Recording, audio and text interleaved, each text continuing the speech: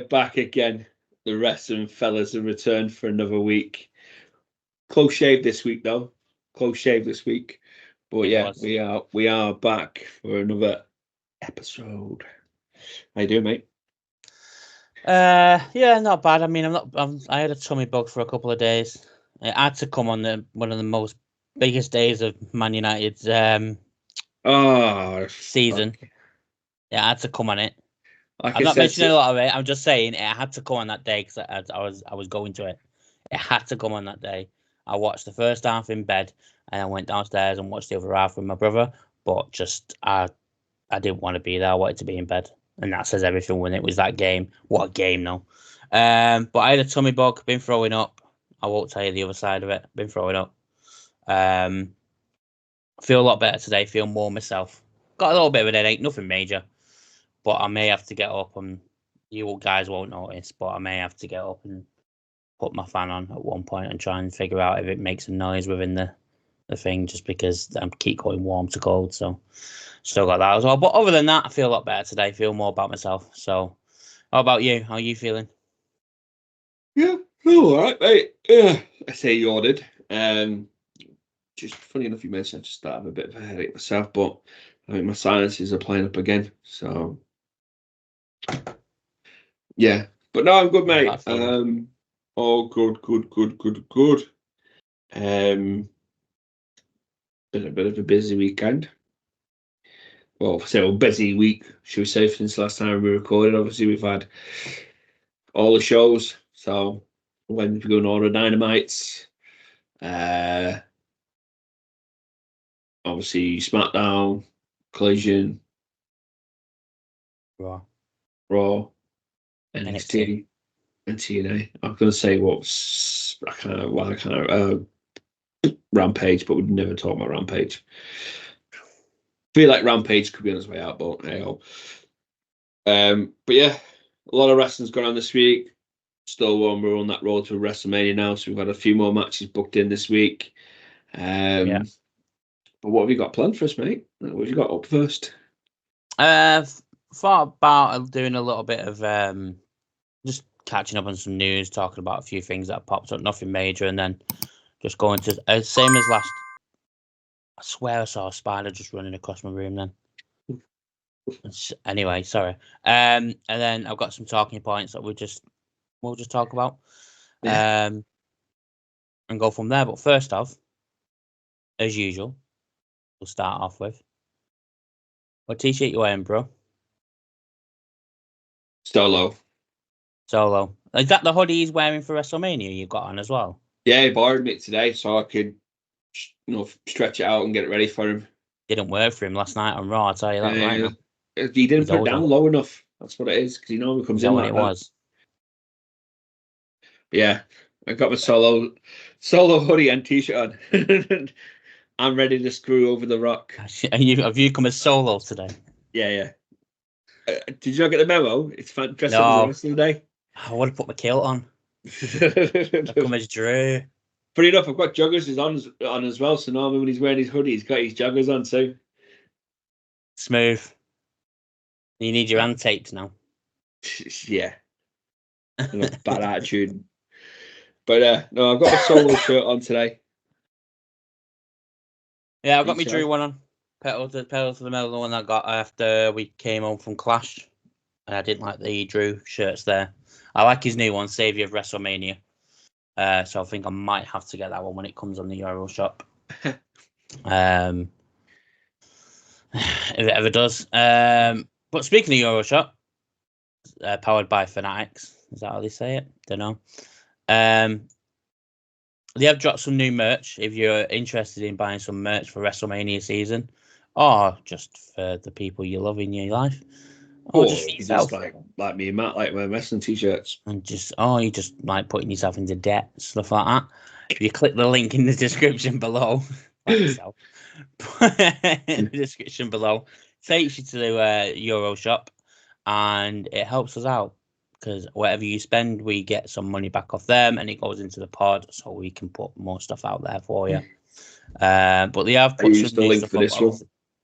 Did you I'd like to wear it. Honestly, genuinely, all these are the last ones I bought, so I used that link. I had this one and my Judgment Day t-shirt were the last 2 t-shirts I bought, and yeah, I did use the link.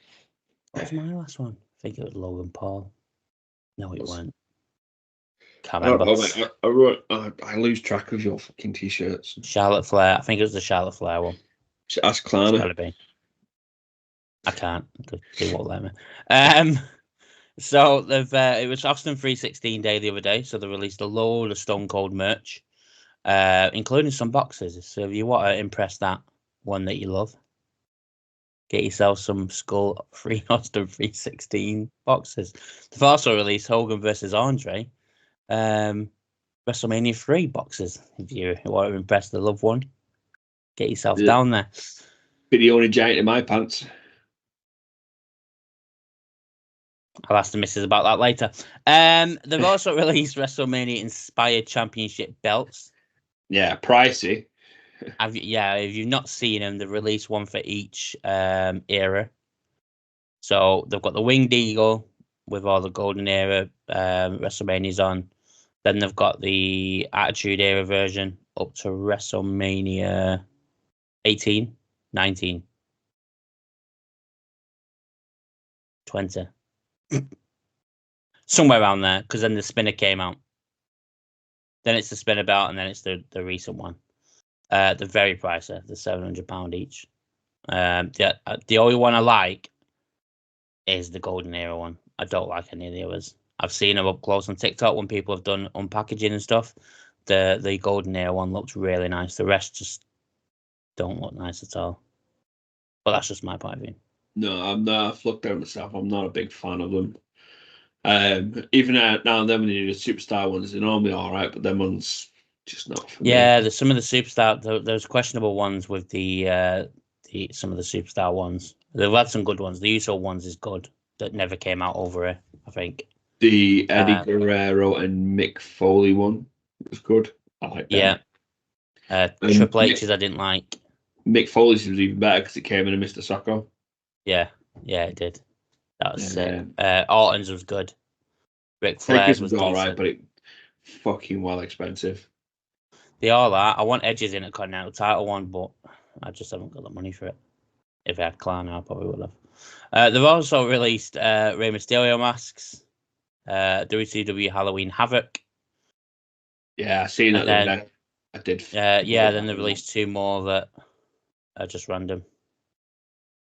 They debate buying the Halloween Havoc one. It looks decent. Sick match. But yeah, if you're going to buy any merch coming up the WrestleMania, or if you just, just want some new merch, or you're thinking about buying your boyfriend or your girlfriend some new stuff, use our link below. Like Matt said, every little bit helps the fellas out. And let's say the plan is once we hit a certain limit, we're going to give it back to you guys and a giveaway. So yeah, use that link below to get your merch. Yeah, they've got men's pajama bottoms. Dear God. Anyway, sorry. But I'm gonna have a bit of a rant about the shop now. Sorry. Go for it. Sorry, Fanatics, and I know we're affiliated with you, but you've annoyed me today. / last night. So we're very open. We're big guys. I wear 5XL t-shirt. I wear 4XL. And say Matt wears 4XL. So we've forgiven you for taking the sizes down. We've got over that. We understand. You're pushing us to lose a bit of weight. You're trying to help us get our health sorted. I get it. But don't go releasing a t-shirt with my 2 favorite current wrestlers on it together, and then only put it on your USA store and charge me nearly $70 to get it shipped over here for the t-shirt and the shipping, that is. So they have announced, if you want to go and have a look at it, it is cool as fuck. A freaking nightmare t-shirt for WrestleMania with Seth and Cody combined together. It's got Seth's logo and the American Nightmare logo on the front, and then it's got the Freaking Nightmare t-shirt on the Freaking Nightmare at the back, which looks awesome. But it's only on the USA store. Shipping to the UK is about $20-something. They normally do that though, and then they normally release them like a week later on the Euroshop. There's been Euroshop's always a week behind. Recently would haven't brought it to the Euroshop. They might still do it. I reckon they will. So like the Drew Grave one, the CM Punk Grave one, that's not on Eurostore no more. Oh yeah, that's a good point.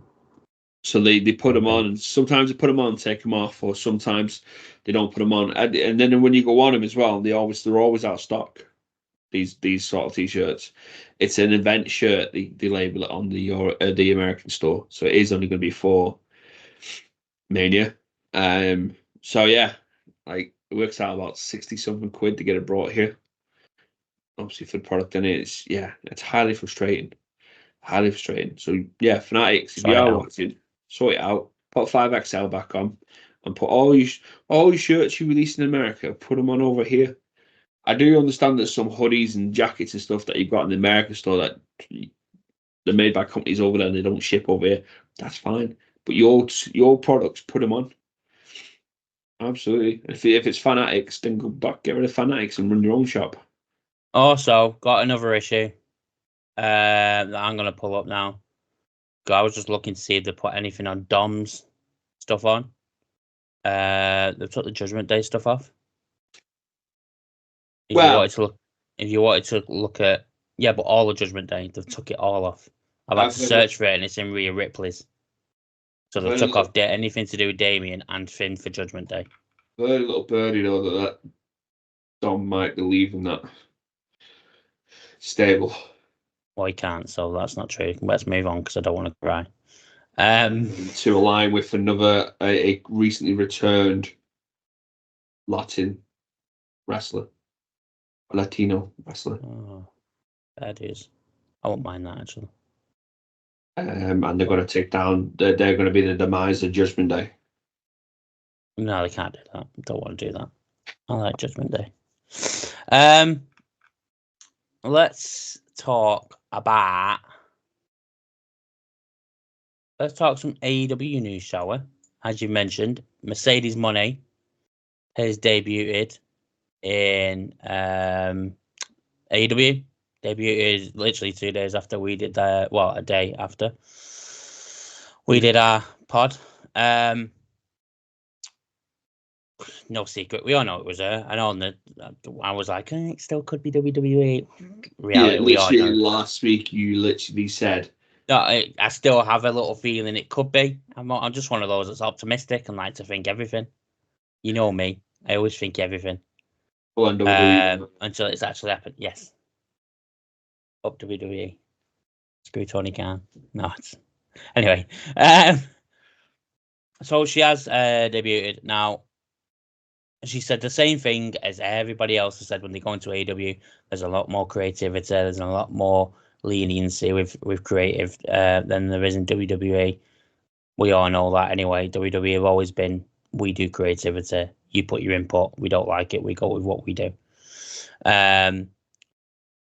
She's also now the highest paid women's wrestler in wrestling. That's what she asked for. And WWE won't pay it to her. Because obviously they pay Charlotte enough and probably Jade Cargill and Becky and that. Now, I've got a little quote here from Tony Khan in 2019 that says, you can't pay every talented person in the business $100,000. Your company will go under quick because you won't have enough revenue to offset what you're paying out. We won't do that. That's not our thing. Now, I know times change. Business is business, as you said when...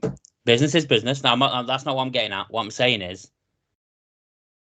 with how the TV shows have been going, and the tickets are not going out as fast as they thought they would with Dynamite and Collision. Yeah. And losing money on shows as well. Is it a smart move to pay Mercedes Mone that money? I think she pays her own. She pays her own wages.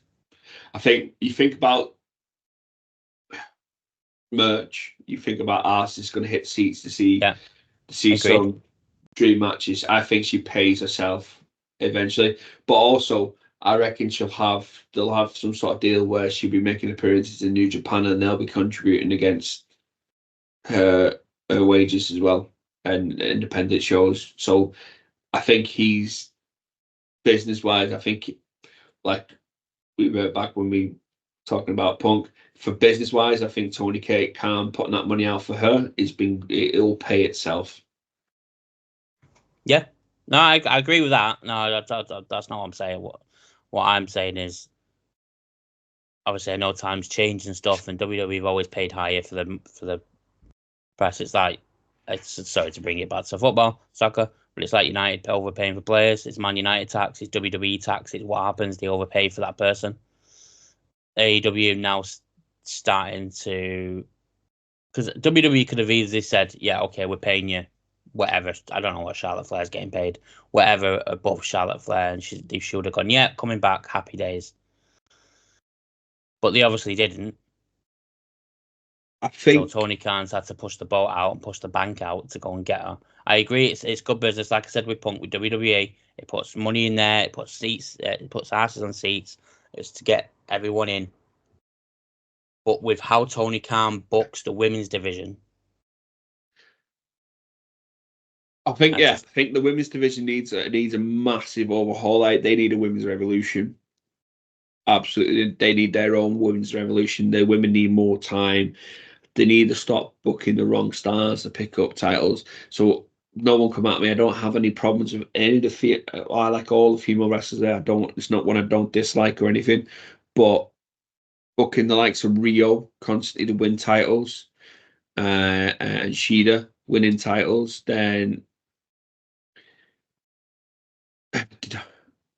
Rio doesn't have much to her, if you get what I mean. Shida's starting to go through a bit of a transition. She's getting a little bit more edgy and stuff and probably Americanized, but Rio's still in her stardom gear sort of stuff, and he needs to start booking it properly. So like now, Tony Storm, the booking of Tony Storm right now is perfect for Tony Storm. Yeah. It works really, really well. Agreed. Britt Baker, when she comes back, I think she has a lot to say of her own character building and stuff. I think you need to do it, but it's Statlander. And I think, though, for me, mate, I think if Vince McMahon was still in charge, I probably wouldn't have said this. But because of Triple H being in charge, I think there's so much more creative freedom being given over at WWE now.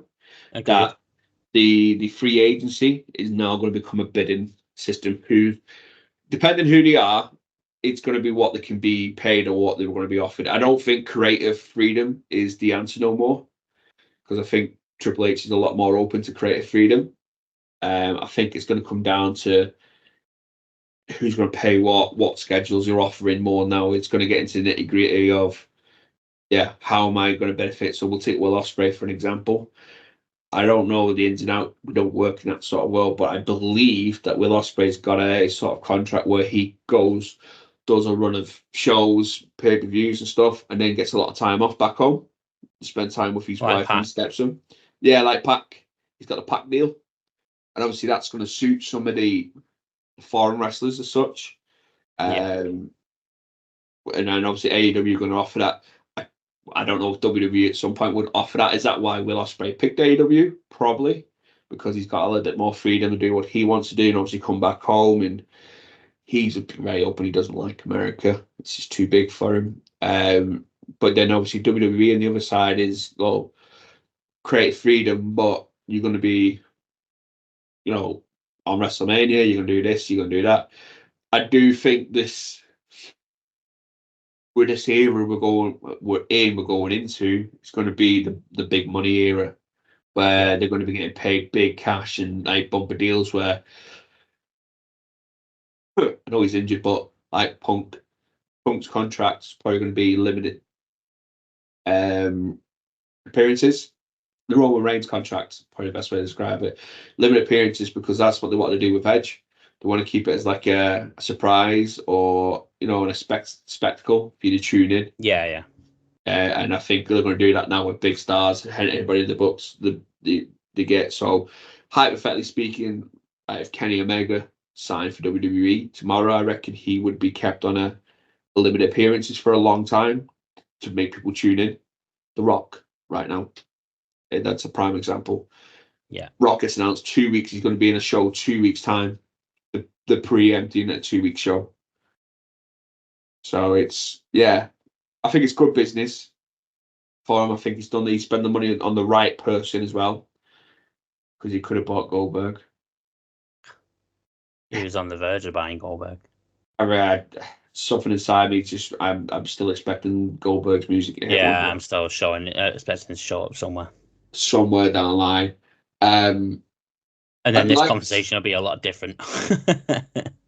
Yeah. Does Tony Khan spend his money well? He did. Yeah, that's going to be a totally different conversation. That will go back to Tony Khan booking his childhood again, because he was a big ECW, WCW guy. So that'll be him booking his childhood. He had Sting's retired, and now Sting's retired. Who else can he get in? Oh, Goldberg wants to wrestle for me. I'll align Goldberg with Brian Cage, like I did with Darby Allin and Sting. Let's try and get him up. No, I reckon it. Yeah, and do you know what? For us as fans, I think this could make the business more entertaining, because we could see a more struggle, more freedom. If you watch Will Ospreay's promo this week, it was very open. Apparently, it was a good promo. Triple H has come out and said he didn't realise he could cut promos like that. Rumoured, that is. Triple H has come out and said that.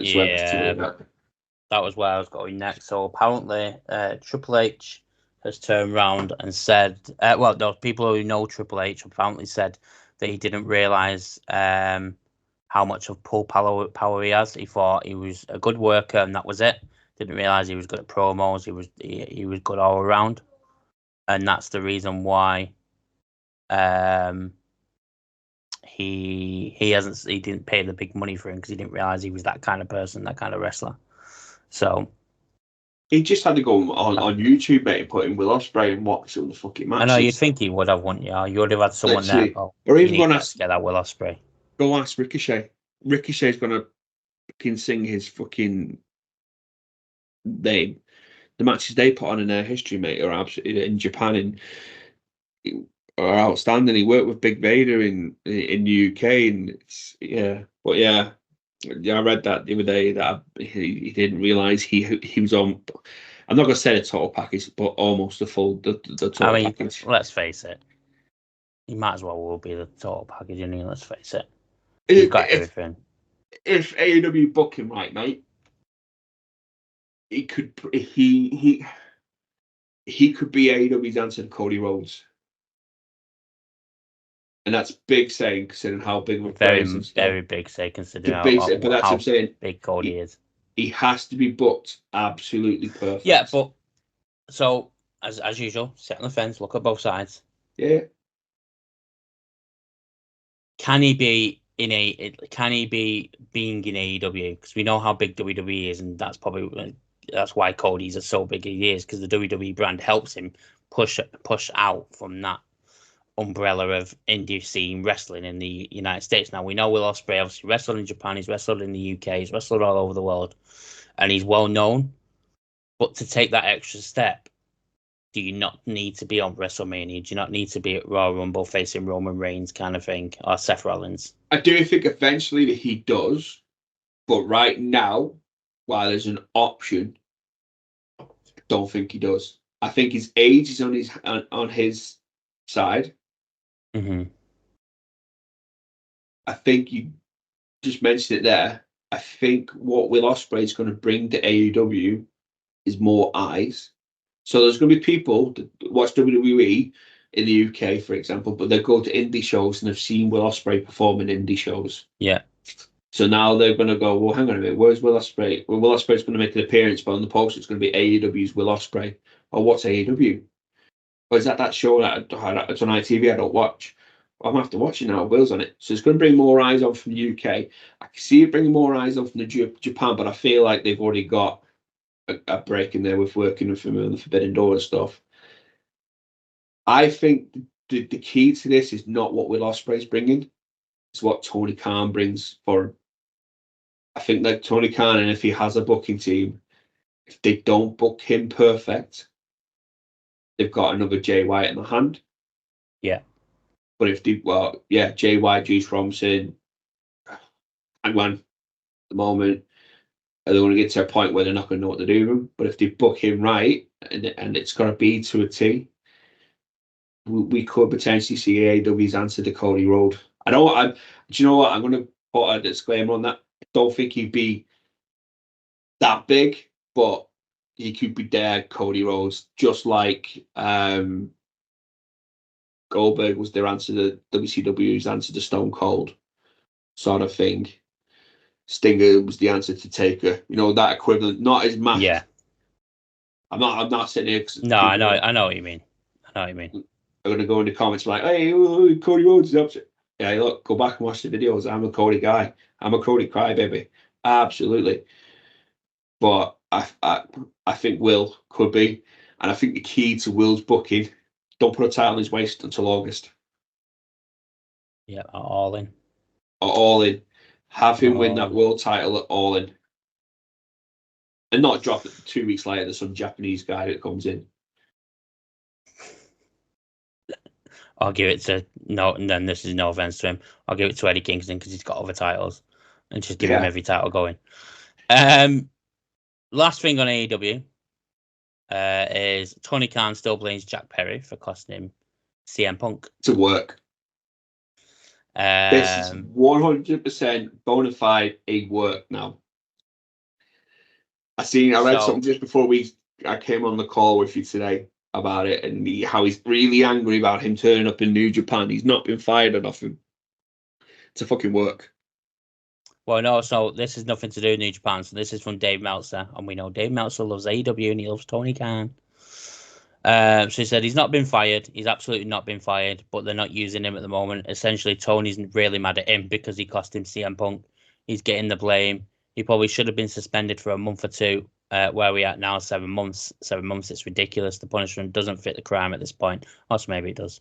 Jack Perry even insinuated that he asked for his AEW release. The future of Jack Perry remains uncertain after his recent surprising actions in New Japan, leaving fans eager to see what comes next. Nah, it's 100% the question they have left there is, do you feel Jack Perry should be blamed for CM Punk's firing? Nah, we know your answer to that. CM Punk screwed CM Punk. Nah, it's a work. It's a bona fide work.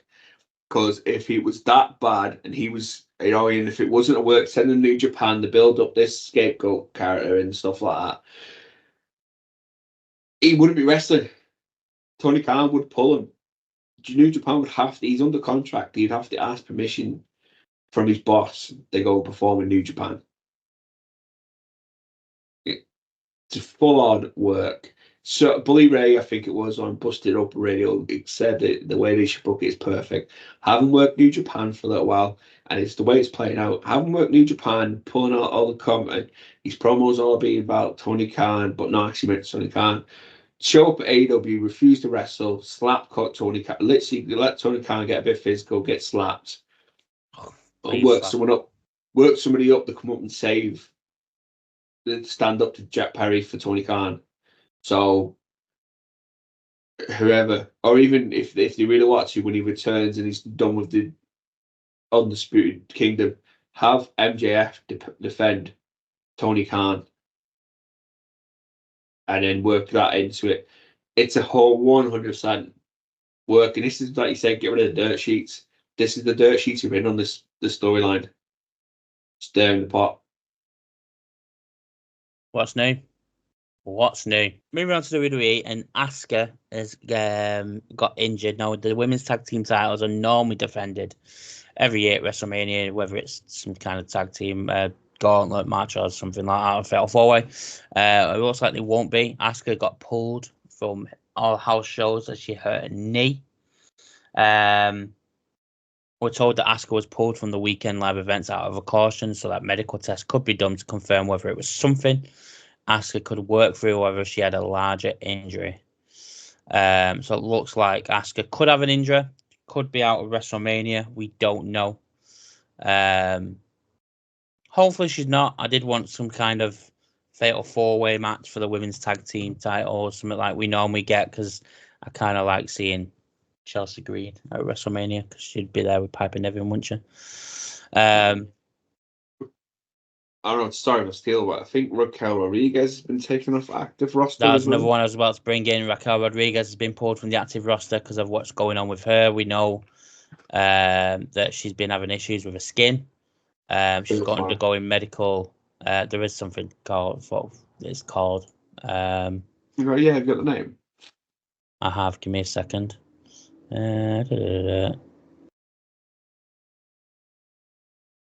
It's called mast cell activation syndrome.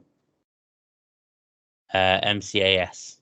She performed at the 2024 Women's Elimination Chamber. She appeared on the Raw after, and then she got pulled. And everyone thought that she'd done something wrong. She then put on Instagram her story leading back up to being on the main roster, with her going through the treatment and all the pain she was in, to being back out onto in the ring, and then she's had to be pulled again. This is what she put on Instagram about her health. Living for that chamber life, on for the healing journey, and finally getting to test out the hyperbaric oxygen therapy. What do you all think? I plan on sharing all the new technology I'm learning about to help heal myself and hopefully help others too. And then at the people that have gave her the idea. She's also looking like she's reading Becky Lynch's book in that thing. I think I'm going to reach out and I'm going to get that. But no, back to Raquel. I have a skin complaint. I have skin issues. So I did see a video of her just before her Elimination Chamber. She looks like she was really in bad pain, didn't she? It's horrible, mate. Obviously, people out there, there's all different ones. I don't know what that is. I thought I was expecting you to say something different. But I suffer from psoriasis. I take a medication every 12 weeks, mate. That's for cancer treatment. And I've had it bad to the point where I've not been able to move a bit before now. But yeah, no, I feel for it because it's horrible. And this is not a sexist thing for anybody who says anything. I'm a man. We're used, you expect men have cuts and scabs and bruises and bumps. I said I hate seeing any female with any sort of skin complaint because they obviously for confidence, some of them like put makeup on for confidence, and I can say that because I know girls that wear makeup for confidence because of their skin issues. But when you've got something like she wouldn't have been able to wear makeup because it would have hurt because of the oils and stuff that's in it, the chemicals. It's just like me with my skin's bad. I can't wear certain types of deodorant or roll on or stuff like that, or aftershave when mine's bad. So when I seen her skin bad, I felt for her.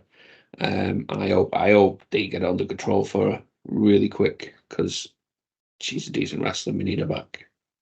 Yeah, she is. She's quality. Something different, away from that. Normally when 2K, WWE 2K do their motion caps, are you trying to hide your hair again? No, I'm trying to get my head in. Stop making me laugh. It's the way you keep going. Tell the people, so you might, when we reach a certain viewers, you'll see the full thing. But because my hair's so grey, and I've not picked the greatest background today, but I've picked it because of the reason I'm going to bring that up soon. My head's disappearing into the background. Literally, he's not really 50 years old, you know. Half my head's gone. It's bad news for a 35-year-old to be this grey. But then the beard's going as well. The beard's white at the front. So I'm going to be, at some point, it's just going to be this part of me in the video. That's as long as you can talk, that's fine. They have a green screen on the wrestlers' bodies. So, 2K always gets somebody to do the motion cap. That's a wrestler. 1 year, who was it? They had 1 year. Was it Ricochet? 1 year. LA Knight did it for a long. LA Knight did it 1 year. There's someone from. It's normally always someone that is in TNA, they normally get someone from TNA to do it. Don't know why TNA or an independent wrestler. This year, it's been announced that by himself that it was Trey Miguel from TNA that's done all the motion cap for wrestlers, especially for Cody Rhodes. Cody Rhodes performed his cut off on the top rope in a house show recently, and he tweeted saying, Cody was one of the fun superstars I had the honor of doing mocap for. This move was probably my favorite one to do. So Trey Miguel, not big news, just thought I'd mention it because it just popped up.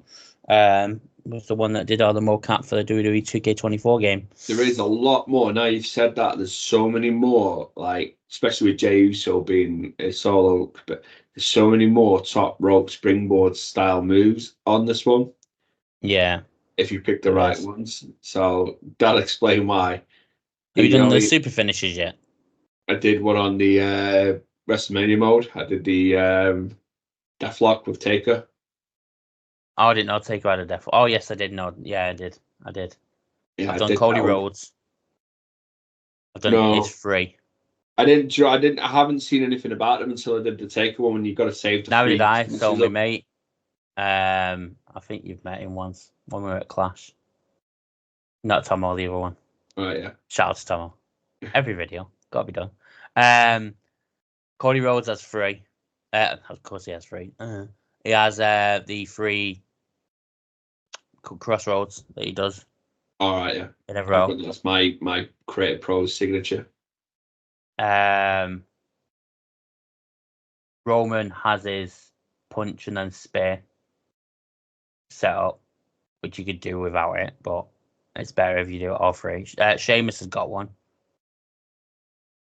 I think Drew's got one as well. There's a few people that have got them. I was really surprised. Drew played his countdown Claymore. Yes, wouldn't surprise me. And then let's talk about that in your background. Because I want to bring it up. Bray Wyatt becoming immortal. Triple H announced it on Instagram and Twitter beforehand.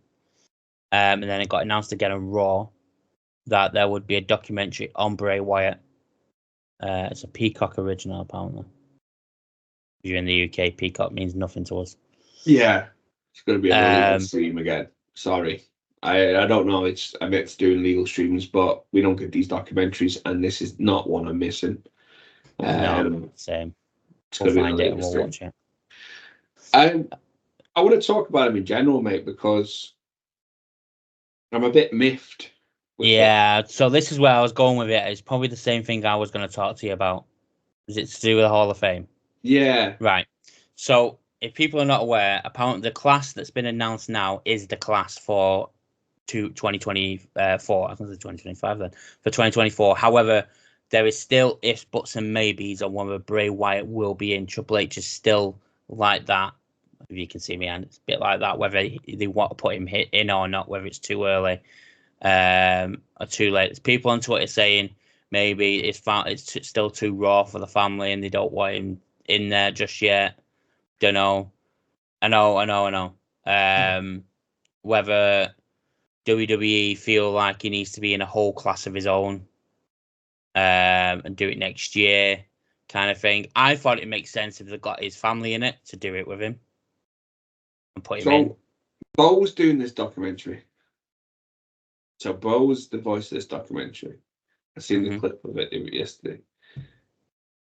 And don't get me wrong, people going in this year, I'm not raving about. You got Paul Heyman, yes. Born Nakano. Yeah, but I'll be really honest, that's a name I don't know nothing about her. No, that's what I was saying. This is the Hall of Fame. You got Born Nakano, Paul Heyman, US Express, Thunderbolt, whatever his name is. No offense, but I've never heard of him. Yeah, no, this is it. It's almost like, and probably people and Liam Ivia. Now I'm going to come back to Liam Ivia after this comment.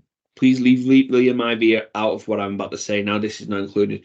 This almost feels like Dwayne's come in and put his dad's friends in or something. I don't know this like Thunderbolt or anything. Liam Ivia is his grandma. Now, Leah might be, if you don't know, and I didn't know this from watching Young Rock, she was actually a promoter and got a lot of work for Andre and Macho Man and Junkyard Dog, Iron Sheik. She got them a lot of work early doors. And then when WWF become a thing, she started working with Vince and doing promotions work with her. She probably is way overdue getting in. It might feel this year that she's going to get in because of Rock. But if Bray doesn't go in this year, personally, I think any year after it's too late. I mean, if you look at past superstars that have passed away, they got put in the year after, bar obviously Benoit. Eddie Guerrero died, unfortunately, in October 2025. Got put in 2026. Got put in the year. Mate, you're going ahead. You're well ahead. No, I know. That's the only one I can think of right at the moment. 2005 to 2006, Eddie Guerrero. You just said 25. You just said 25, 26. No, I meant 2005, 2006. Yeah, that's what I'm saying. But yeah, no, that's it. This is my thing. Is every other wrestler, like you say, that's gone, the active wrestler that's gone, has got in the year after, or the WrestleMania after they died, and obviously we lost Bray in August. It needs to be this year for me. It really does. And I know people saying, "Oh, well, maybe the family can't." It's a bit too soon. They're doing a documentary about him. That's going to be everywhere, promoted everywhere. Bo's the whole, like the voice of it. It's going to have his dad in it. It's going to have JoJo in it. It's going to have, it's going to be raw for him. But what a way to celebrate his life and a nod, put him into the Hall of Fame. Agreed. But then it all runs back to, did he just? I know obviously it's Bray Wyatt and he deserves to go in, but are they just putting people in because they died, kind of thing? Because it's happened in the past, and people are kicked off when it's happened in the past. People kicked off about Eddie going in early. They kicked off about who was it? But all right then, so let me put this back to you. I remember it was in the 90s. I know he only got did he get the Warrior Award or did he actually go in? Shad. If Shad didn't, and I'm not having a dig of Shad, what he did, he's a hero, man. But if Shad didn't do what he did when he died, would have Shad ever gone into Hall of Fame? So Shad died in 2020. No, he wouldn't have. It was the Warrior Award, though, wasn't it? Was it the Warrior Award, or did he go in? Yeah, it was the Warrior Award. So Shad died in 2020, and he went in 2021. Yes, 2022. So he went in 2 years later with the Warrior Award.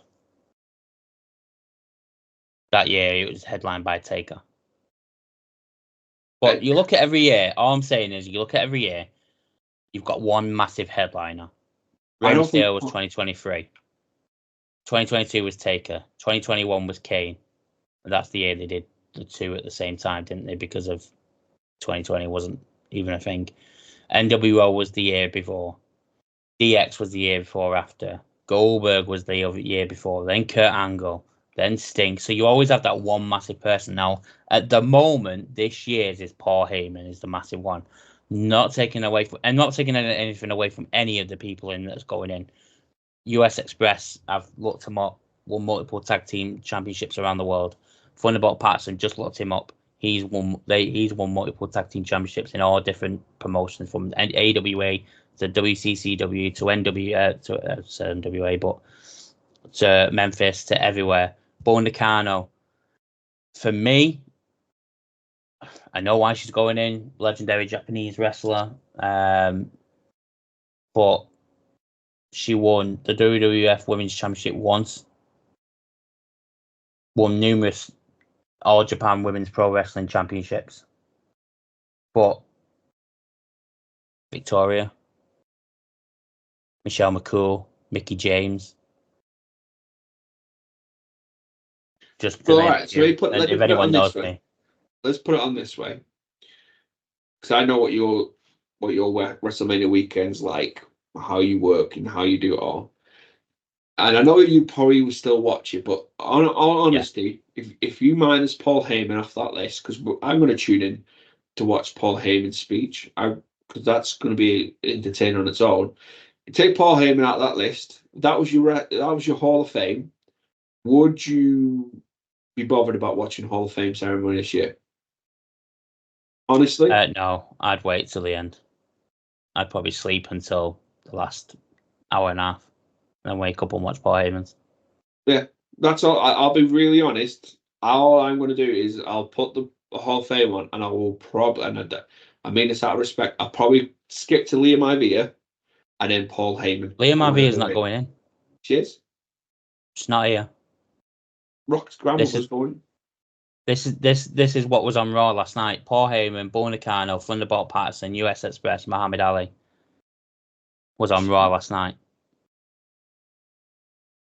There's already one woman going in. They don't do two. I read the other day she's going in. Not unless it gets announced over the next couple of days. But she's not on Raw last night. Michael Cole said this is the Hall of Fame class. Oh. I wondered why he said that before about The Rock putting his input in. I definitely read the other day that she was going in. It was a name that was thrown around instead of Bo Nakano. But Triple H wanted Bo Nakano to go in. Next year, probably Velvet McIntyre, who won the title once in the 90s. That's it. It's question. The US Express, I can see why. Tag team. Bo Nakano, I can kind of see it. Muhammad Ali, we're not talking about Celebrity Wing. We've already spoke about that. Muhammad Ali is probably the one that more than most of them deserves to be in there. Yeah, there's only one of a celebrity, but he's already in there. That's I would say, and that's Mr. Ozzy Osbourne. Mr. T. Oh, two then. Ozzy Osbourne and Mr. T. Ozzy's in, isn't he? Yeah, that's what I'm saying. All right, yeah. Them three probably did, and Cyndi Lauper as well for what she did for him. I tell you what. I tell you who needs to go in the celebrity, and I forgot to mention to you last week. Arquette, Dave Arquette. He won't know, will he? He should do. No, I know, but didn't he have something to do with WWE, and they won't have anything to do with him now or something? I can't remember. WCW, wasn't it? No, I know it was in WCW, but he said some things about Vince in the past, and I know it's all what we all think. But he ain't wrong. It's a true story, bro. But yeah, I still feel like it needs Bray Wyatt. Unless the only other thing I can think of is he wants to put the Wyatt family in together. Rowan, Harper, Wyatt. The issue there is, I think what's it's gonna happen. I think Bray needs to go on his own first. I agree. No, I agree. But unless that's because if they don't put him in now, putting him next year. I mean, it doesn't bother me when he goes in as long as he goes in. I'm not one that thinks if he doesn't go in now, it doesn't. It doesn't make no sense any other year. If he goes in, he goes in. I'm perfectly happy. And with Triple H in charge, I know he's going to go in at some point. We always say every year that person needs to go in before that person. That person, Owen Hart needs to go in before this person. Obviously, we can't with Owen because of the circumstances. But just an example, Owen needs to go in. Demolition needs to go in before this tag team. Stuff like that. There's still no big person on there. Paul Heyman, obviously, but manager-wise, wrestler-wise, there's no massive person. I've just gone through him. Sting, Taker, Mysterio, Eddie, Bret Hart. There's no one there to say, watch me. And people will watch it because it's after SmackDown. So the audience will still stay behind. 100%, but 90% of people are going to be tuning in to see Paul Heyman. and who inducts Paul Heyman and stuff like that. I'm still standing by Paul Heyman inducts Paul Heyman. I don't. I think it's going to be RVD. Or even the ECW originals, maybe.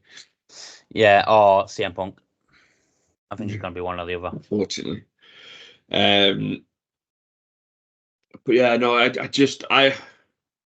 think because it's still quite raw for the fans as well, because he's obviously still stuff like it was a documentary. I think this year's the perfect year for it, but who to say? If I had my way, there'd be a few controversial entries in there, but there was one I thought the other day, and it's heartbreaking to think they'll never make it in as a group because of one of them, the Radicals. Well, okay, I was going to say we won't talk about it. We're going to do a separate thing about that. But yeah, I'll go into a bit more detail, but the reason I think we're in my head, I've seen a clip of Dean Malenko in Paris at a convention in America. Dean's on bloody. What's his brain? I'm forgetting about. He's in AEW. He's signed to AEW as well, isn't he? I don't know if he still is. I think he might have left because of his health. So, you know me, research everything on the go. But yeah. He's currently signed to AEW as a senior producer. Yeah. But so still, he definitely won't win. And then, the Radicals would have been great. But yeah. One thing fuck that up. Typical of one of them, innit? There's also someone else that should be in there that's testing. He's not in yet. Test. Regal. What? How's Regal not gone in yet? Yeah, we'll get Regal soon. It annoys me so much. Do you know what the problem will be? Though? That'll be which will if that's when it will piss me off. So let's say for next year they announce Bray and Regal together. Yeah, Regal's a big one on his own. Regal's a big inductee. Unless they're holding out for Regal until they get a WrestleMania in England and then do Regal as the top one to go in with Finlay. Not with him, but obviously Finlay goes in as well. Interested.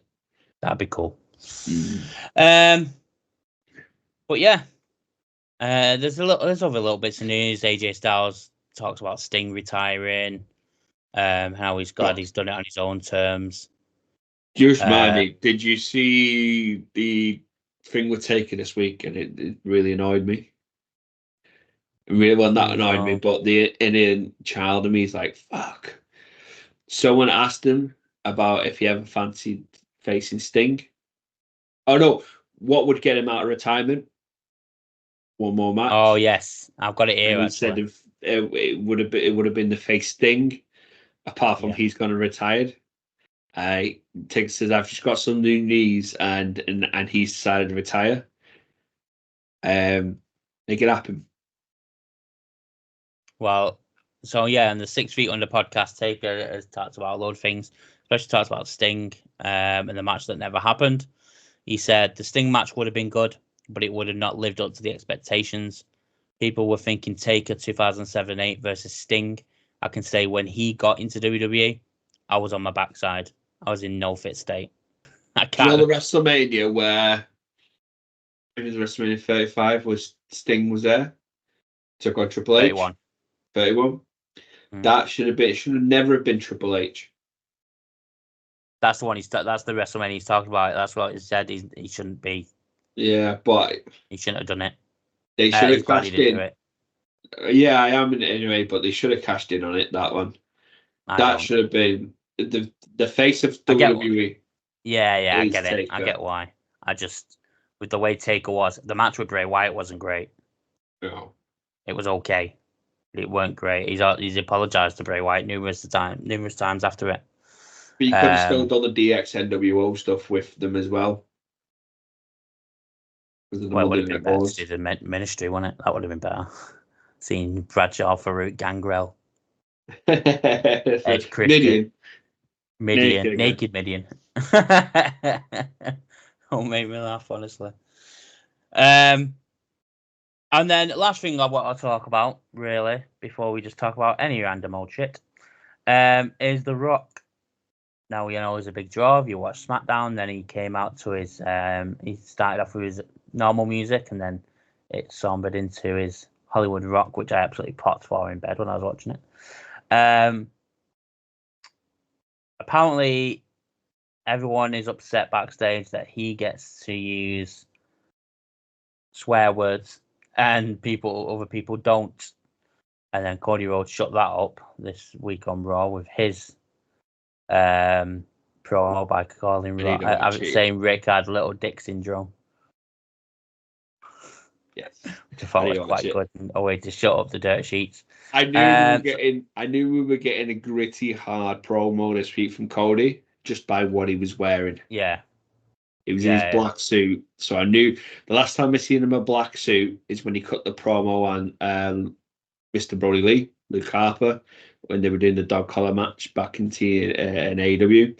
And that's the last time I seen him wear a dark suit and he actually hit a hard promo. So I knew last night when he came out and saved Jay early doors in the black suit, I'm like, I'm going to have to watch that because Cody's cutting a promo later. Yeah. Also, just on that, sorry, I know I've slightly diverted. That's fine. I don't think Cody was meant to come out to save Jay last night. Why? Just the way it's like it almost felt like he was sitting in Gorilla with Triple H, and because the crowd was shouting Cody, Cody, Cody, I feel like that was like a last minute. Oh, fucking go, Cody, just go, head a cutter. I don't think I got the feel that that was a. No, I did. Ever since because they did the promo before it, didn't they? Did they do the promo before it? After. I thought it was before it. No. It's that's what I'm saying. He didn't even come out with his jacket on. He came out with his waistcoat. It was like he's been sitting Gorilla, headset on with Triple H, and the crowd's been going Cody, and Triple H has gone go. I've not actually I watched the highlights. I've not actually watched the whole thing, so that's why I thought it was after. That's why I thought it was before, because I was gonna say because Heyman made the deal of no one gets involved on SmackDown. So in my head, I had. Yeah, no, the saw promos in the first 10 minutes.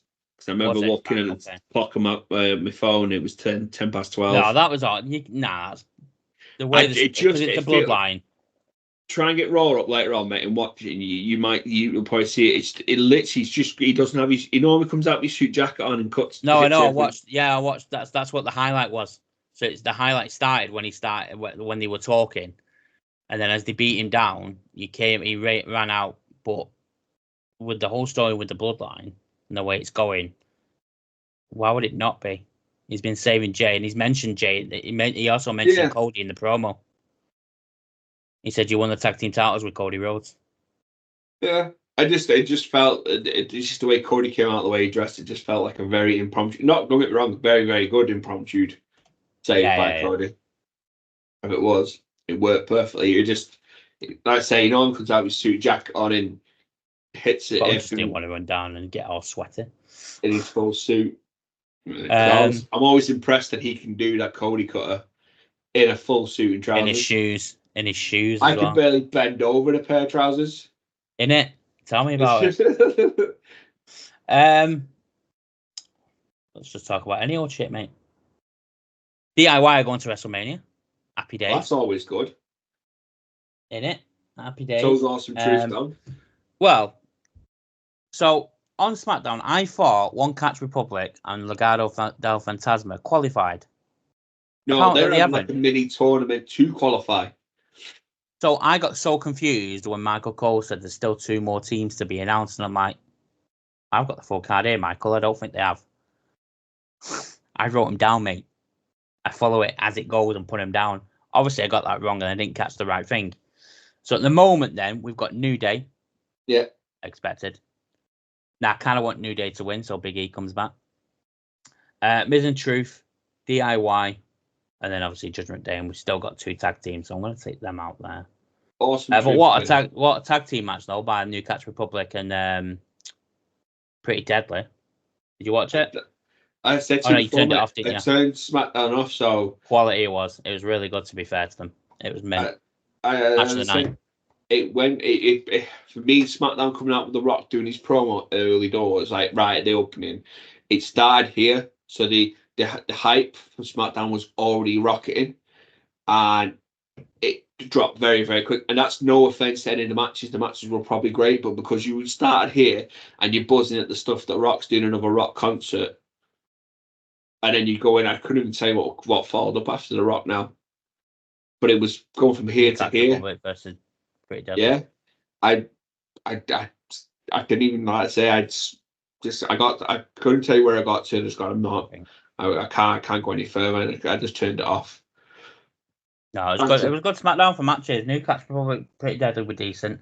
I didn't like the whole. I'm fed up of seeing the whole Legado del Fantasma and LWO shit. Can't be arsed with it. But there's no reason for me to care about the LWO. I feel like it's only going on as long as it has because of Ray's injury. I think if No, Ray didn't get injured, it would have been ended, squashed. They've done the wrong move with Andrade. Hmm? I think they've done the wrong move with Andrade. I think they should have put him as the face of the LWO. Yeah, and for face of Judgment Day. Like I said to you, I think I've heard rumblings that Dirty Dom and him's going to be linking up. Yeah, I don't want that to happen. Where did Alpha America? Where do Alpha Academy go from here? Gable's not at WrestleMania. Otis and Tozawa aren't at WrestleMania. Maxine Dupree isn't at WrestleMania yet. Well, could be against Candice. After last night's Raw, we could be getting a heel Gable. I saw that as well. Could we get Percocet's Gable? Who? TNA Kurt Angle in Gable. Oh, okay. Save. I don't. Gable as a heel works fine. I think the heel Gable's going to be the usher him into this match. But where does Otis and Tozawa go? Otis ain't a heel. He can't be a heel, Otis. No. You could try and make him into a heel, but he just wouldn't do it. I think. And Tozawa's just Tozawa, isn't he? I think the induction of Tozawa killed that stable. I thought it does as well. I've saying it for weeks. They should have brought Kurt back and made them like a Team Angle 2.0 with them, with Otis and Gable. To a degree, Maxine Dupree sort of kills them as well, because she's become a bit of a gimmick as well. Yeah. Even though she seems to be getting a bit of a hard hitting storyline with Candice LeRae. I'm happy with that as well, because it also brings Candice LeRae into the scene as well. Yeah, a lot of people are not happy with that, and people need to remember this is all pre-cleared. They're not allowed to go out. WWE are not AEW or TNA or anything where they get a little bit of freedom on what they're allowed to say. They are told what they're going to say before they go out, and they have to agree to it. Jesus Christ, Cody wouldn't. I don't think Cody would allow The Rock to say his dad took drugs. You know, it's all pre-cleared, so I don't think he would have been allowed just to come out and say Rock's got a little dick syndrome, did you? Yeah, and he's Roman's side chick, and I don't know where to go, and it's a shame because I really like Otis, and I don't want Otis to be one of them ones that gets future endeavors because of. I don't think he would. I think he's one of those WWE men. I don't think he would. Tozawa I can see, but again, Tozawa's been through that many cuts. How Tozawa's made it through these cuts, I don't know. Tozawa's a good wrestler though when he's doing his buzz cut. He's a good wrestler, and apparently, he puts his input backstage as well into some of the NXT matches as well. So I think that's the reason why probably. So Tozawa could probably head back to NXT. You can see Tozawa probably heading back to NXT, rebranding himself back as the Buzzsaw, whatever he was. I think Otis has the potential to be a really good mid-carder. US. You know, I'd love to see. There's something that someone made on Twitter at WrestleMania, big meaty match. Ivar, Bronson Reed, Otis. Anyone else you can throw in there? Bobby Lashley, Akam and Razor. Just throw anyone in. Big meaty men. Big meaty battle royale. Yeah. Spotted by Slim Jim. Winner gets a prime. Yeah. Do you know what? I could see a heel Otis. It could work. He drops the caterpillar, goes for something else. And they could use Maxine Dupree as well. As you could look at it like a TNA sort of thing with Trish, where Maxine Dupree goes full heel. But it's a long work. Oh, Testing Albert. Sorry. Yeah. I had the company in my head then. Go on. Yeah, you could turn him heel and put him with Gable, and he's Gable's muscle. Yeah. He does Gable's dirty work for him, where Gable does all the matches and stuff, but anybody tries to get at Gable, Otis, they gotta go through Otis first, sort of thing. I don't know. There's a few people that I know at the moment. I just don't know where to go and book in. Ricochet's one. Triple H is a big fan of Ricochet, so I do see plans for Ricochet in the future. But yeah, no, I'm with JD and E at the moment. JD McDonough. Yeah, I've seen that. I believe he's going to face Finn next week or something. He's facing JD. JD. Oh, no, he's facing JD on the 1st of April. I think it's Finn next week, and then it's. Oh my God! In 2 weeks, it's WrestleMania. Yeah, I know. I think, and WrestleMania is normally the reset button for WWE. Well, to a degree, it was till like WrestleMania 26 or 7. So, no, 26, and then after 27, it just carried on. I think for a lot of the storylines, they can hit a reset. So let's say, for instance, Gunther loses the Intercontinental title. They've opened that back up. There's a potential there. They should do the tag team at two falls. First fall Raw tag team, second fall SmackDown tag teams. That would work. So that splits them up. I don't know, because if you got to then plan future wise, because like if Gunther's going to lose to Sammy or Gable, Gunther's getting injected into the title picture. Punk's going to be back. He's going to take somebody's title. Yeah, it'd be interesting. I don't know. I don't know what you do there. I don't know if you're going to do anything. Tozawa goes back to NXT. Yeah, I agree. Becky beating Nia, last woman standing. Expected, obviously. Yeah, they can't have Nia beat Becky on the road to WrestleMania. Nah. Unless they have plans to. Considering it's Nia, it was a decent match. She couldn't get that table up, even if she tried. Did you watch it? I've not seen it. No, I've not. It was last night. Oh yeah, so many times she tried to put that table up, and the right hand side kept coming down. She lost her rag with it.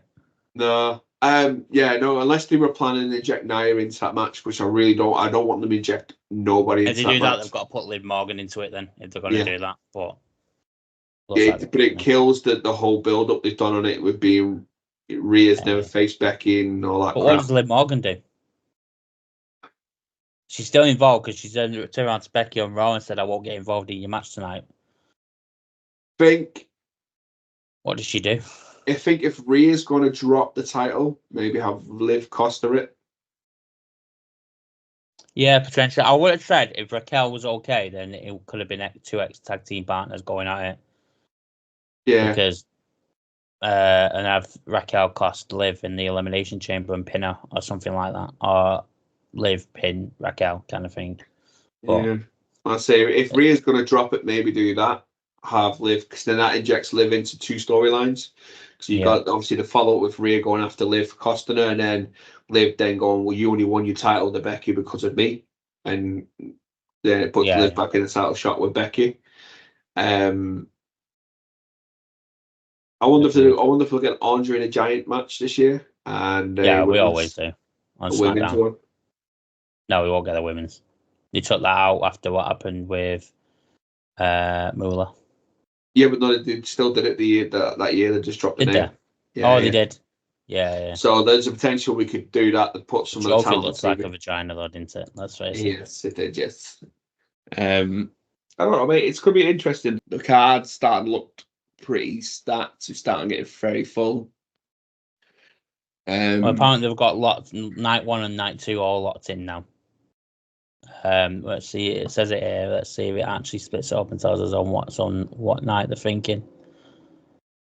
So apparently, Logan Paul mentioned on social media the other on Sunday that he was participating on Sunday. So the US title is on Sunday's WrestleMania. So it looks like that's been mentioned. Sammy Gunther will be on Saturday then. That'd be on night one. So you've got, obviously we know the world title is going to be on night 2 as well. Yeah. So you've got the world title, WWE title, and the US title on night 2. Sorry. Then you'll probably have you put Bayley, Io, Rhea, and Becky on night 1. Yes. Cool. Tag titles. I would personally, because I think if you look at the matches are on night 2, just the 2 matches alone, Cody and Roman and whatever stipulation, and Drew Seth. You put one of them female matches in between them. Yeah, it loses. It's gonna fade. You've got Logan, Kevin Owens, and Logan, Kevin Owens, Randy Orton. Yeah, it's gonna fade into. It's gonna get lost in the stack. Well, yeah, let's have a look then. So we've got. So I think you do night 1, main event if a female. Oh no, it's not. It's going to be a tag team match.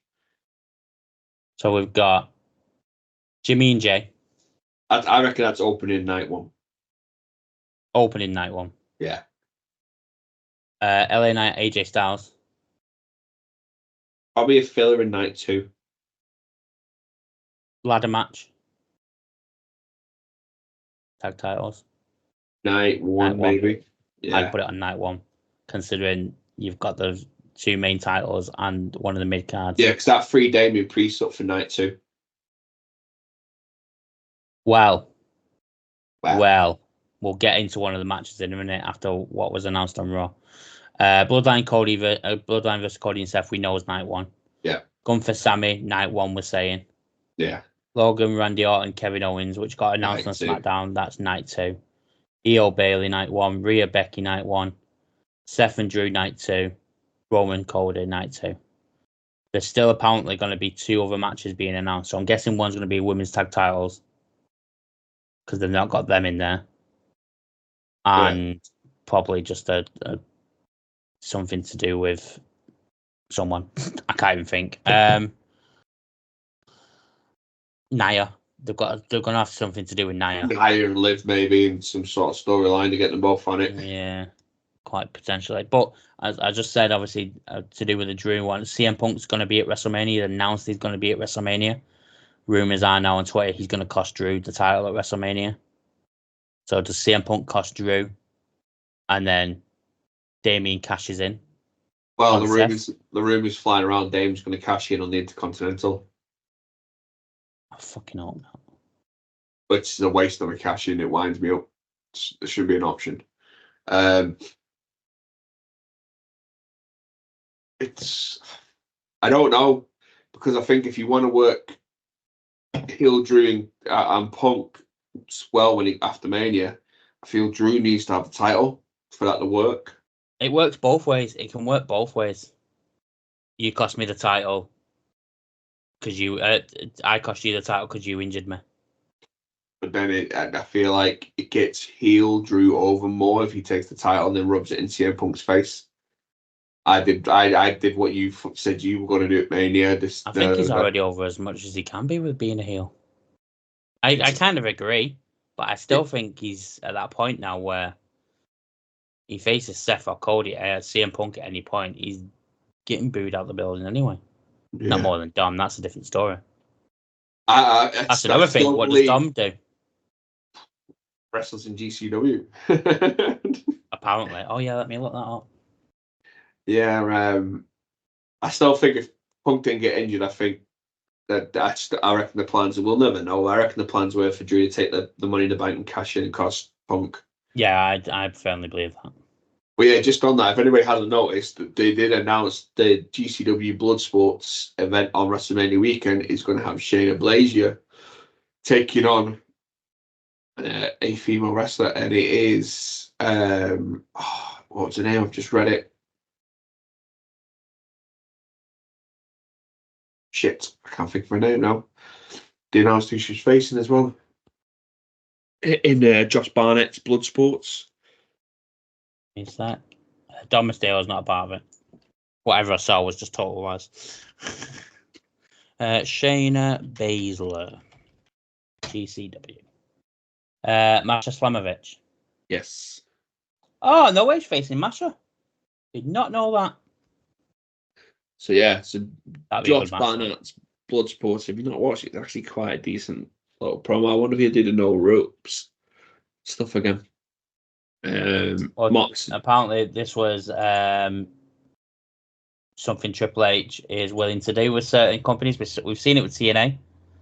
Seen Jordana Grace come in, and Mickey James. Well, that was with Vince, but Mickey James came over the last couple of years, and AJ Styles appear on TNA.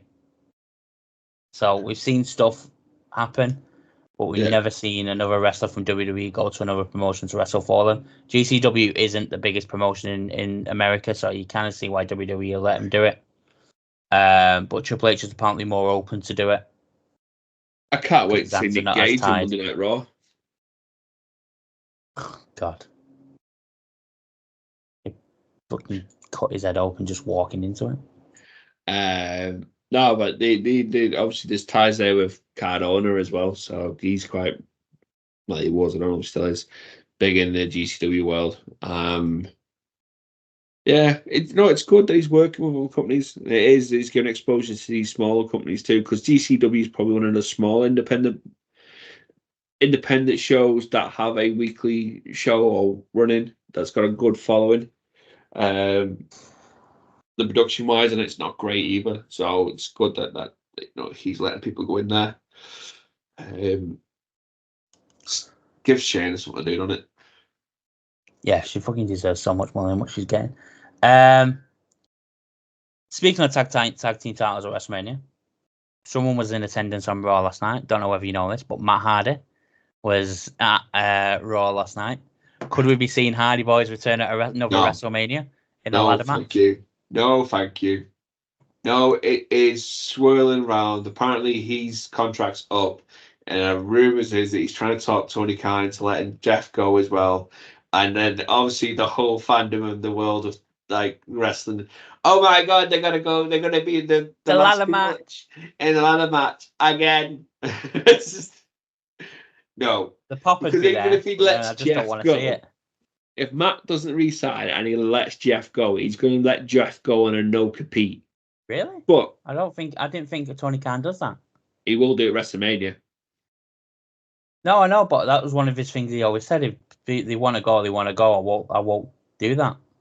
I think he'll put it on that weekend. There'll be a no compete at WrestleMania if it's them two as well. Can have a no compete for 10 days. After Mania, do what you fucking want. Don't get me wrong. I said it last week. We've been saying it for weeks. It's probably time for them to go. But I don't want them coming stealing the limelight from a lot better tag teams now. I mean, and if they're going to cost New Catch Republic their spot in that ladder match, no, thank you. Put Tyler Bate and Pete Dunne in that tag team match now. Yeah. I don't need to see Jeff and Matt Hardy walk up a ladder with their walking sticks at WrestleMania again. With a bottle in his hand. I mean, do you know what? As much as I loved the one when they returned in that match, I absolutely popped for it, went mad. I rewatched it the other day, and it did steal the limelight from some really good tag teams that night. Yeah, it definitely did. It really did. Enzo and Cass was in there. The Good Brothers were in there. No, New Day weren't. The Usos. Yeah, Usos maybe. Sheamus, Cesaro, Good Brothers, Enzo and Cass. No, that was it. It was a triple threat ladder match. Then they announced the Fatal 4-Way. Yeah. It didn't need them, but don't get me wrong, I popped big for that one. Oh mate, anyone that says they didn't is lying. I popped massive, but now when you rewatch it and you evaluate things a little bit, after you go back and go, didn't really need them. It didn't. It could have been. It could have had the New Day in it, and it would have been fine. Yeah. Could have put the New Day. Could have been absolutely fine. Could have brought up FTR at that point. And it would have been fine. Yeah. But yeah, I agree. We found out what's in Adam Copeland's box. a big stick with pointy bits on the A end. big stick with nails in it. He borrowed Barbie without the barbed wire. It's not the ECW title. I thought it would have been. No. Would have been funny. But it's a big stick with nails in it. It's Lent to him from Mick Foley. Yeah, after he had a call with Mick Foley and he gave him the idea, and I think he needs to put the phone down on Mick Foley nowadays. If that's the that's sort of advice shit he's giving him. If that's if Mick Foley just randomly rings and goes polo nails and a big stick. Yeah. Okay. Yeah. Oh, I like it. Mick. I can't seem to beat Christian Hanna being big stick with nails. Yeah, but he's got what, eight people around the ring. Yeah, just a big stick with nails in it. Just do it. Work for me. Stick, 2x4 nails. Yeah, you can't use barbed wire. You said you watched Collision. Huh? You said you watched Collision. No, I watched Dynamite. Yeah, all right. Okay, so the main event of Collision was Bryan Danielson and Shibata. Yes, it's on my to watch this week. That's because that's going to be. It's not normally my cup of tea, that sort of wrestling match, because that's going to be a technical masterclass. Yep. But that's why I wanted to bring it up. It's going to be a good match. They are probably two of the best in-ring technical wrestlers right now. And I was wondering how long it would be till we got Daniel Bryan Shibata.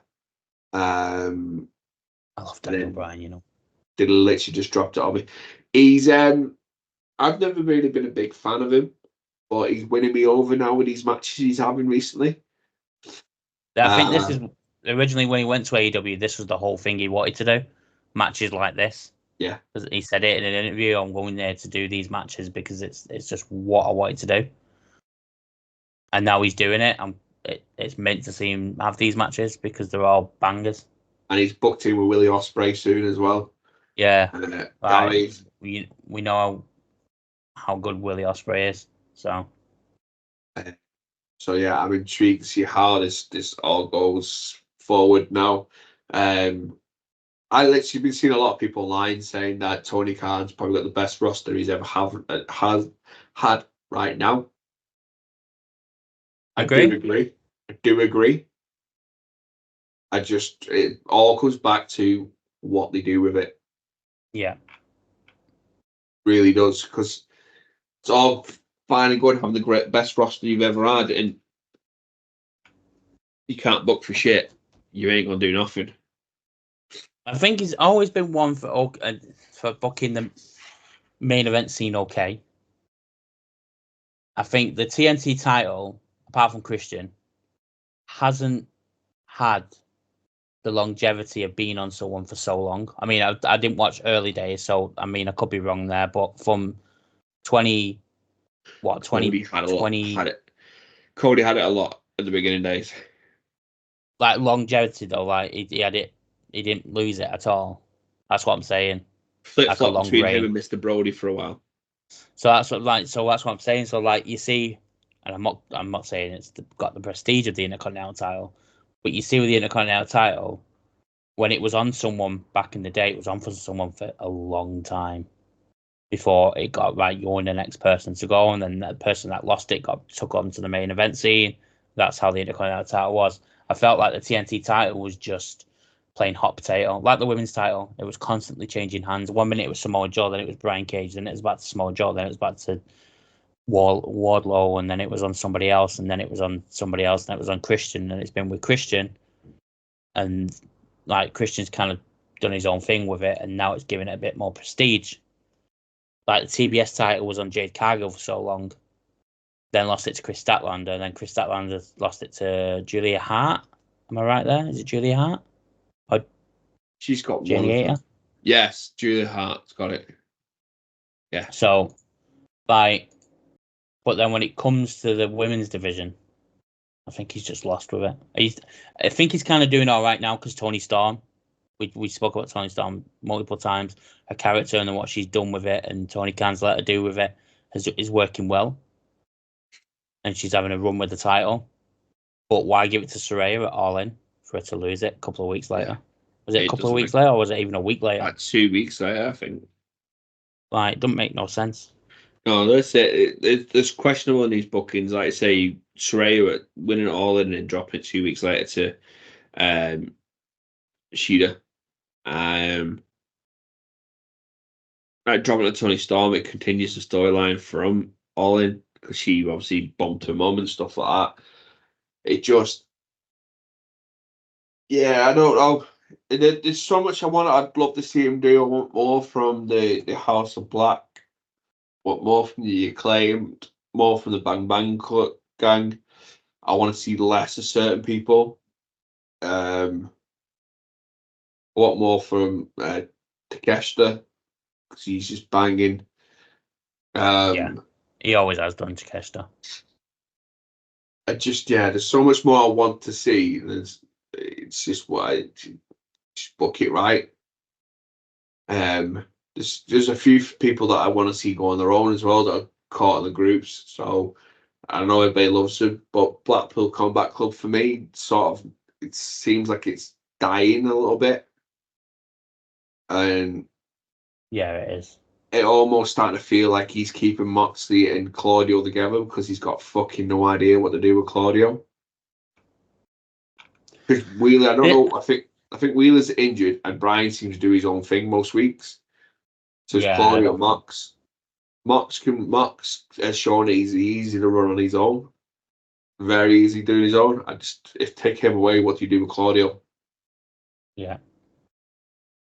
Agree. But then again, for me, it brings it back to these stars that we mentioned that were in WWE, and we all said need a big move to somewhere else to become bigger.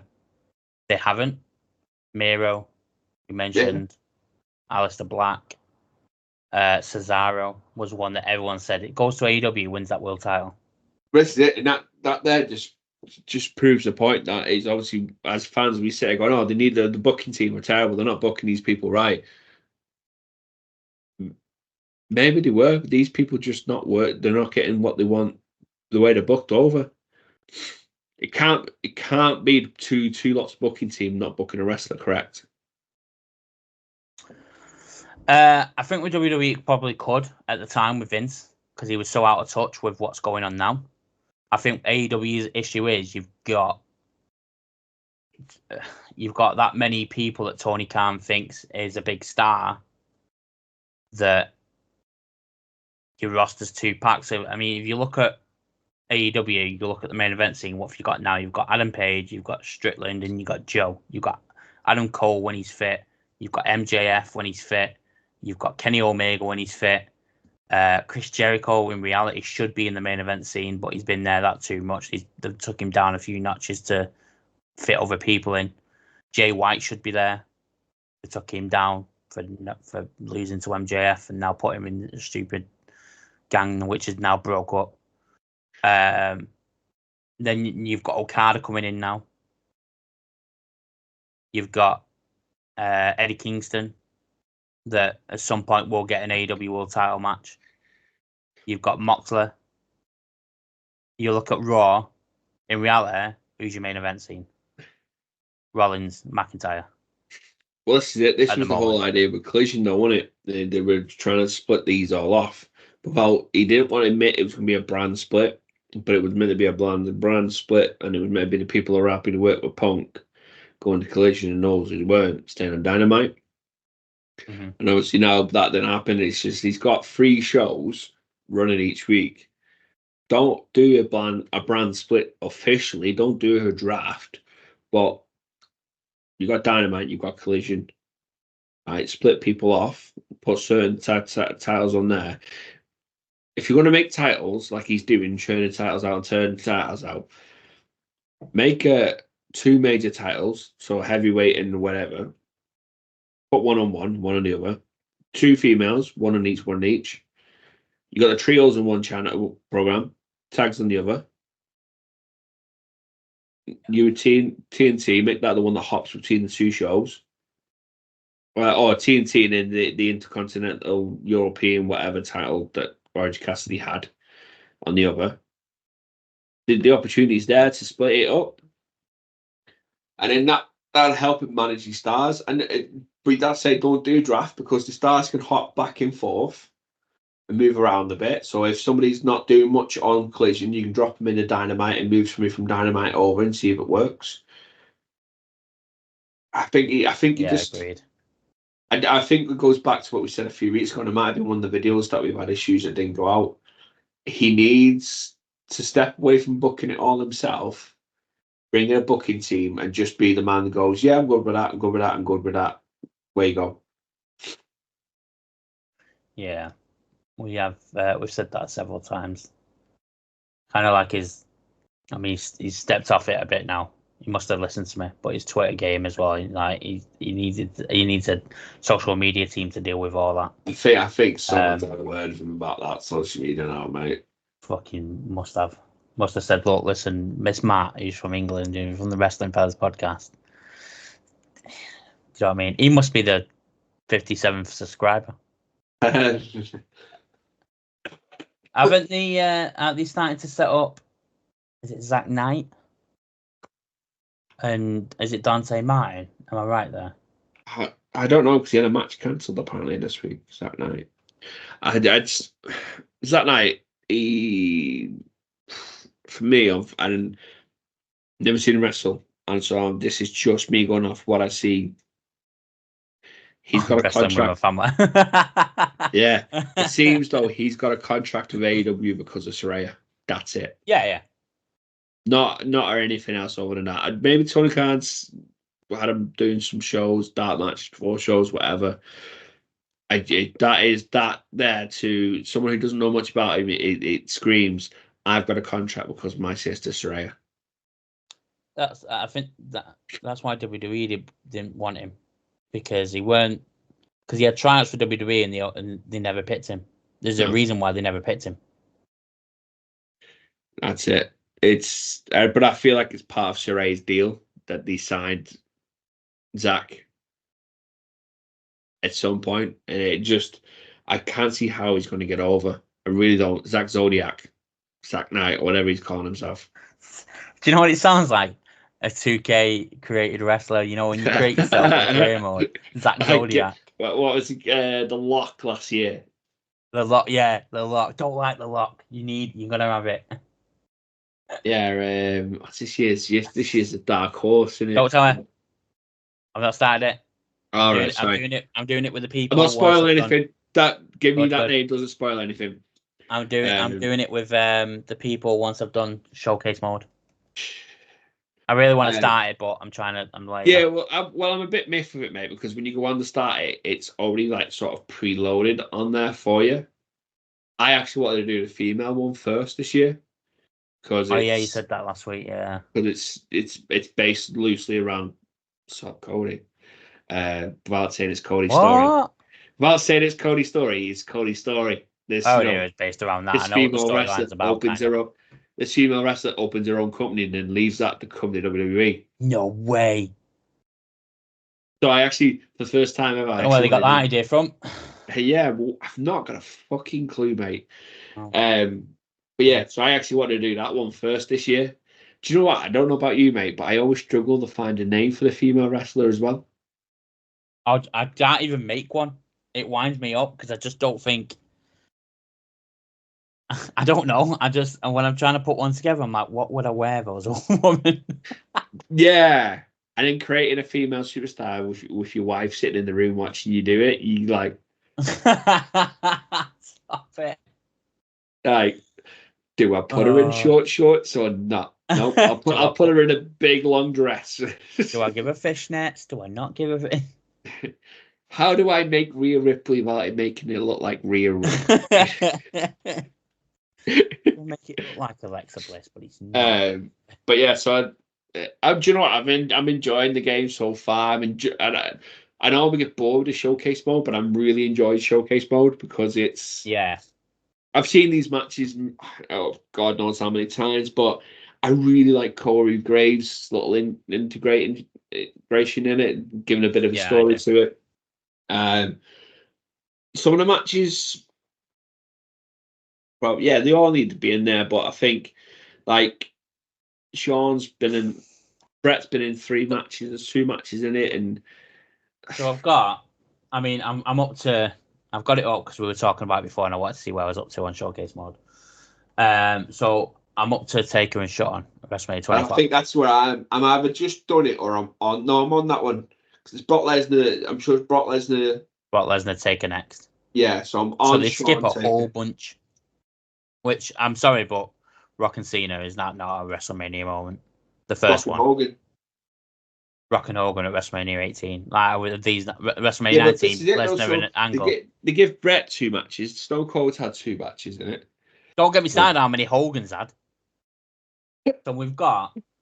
Yeah, but you can't have a WrestleMania moments thing without Hogan against Andre. But I would have done not. Don't get me wrong. It's a match of my childhood. The Immortal against the Warrior. I wouldn't mind. We didn't even start WrestleMania 1 on the Showcase mode.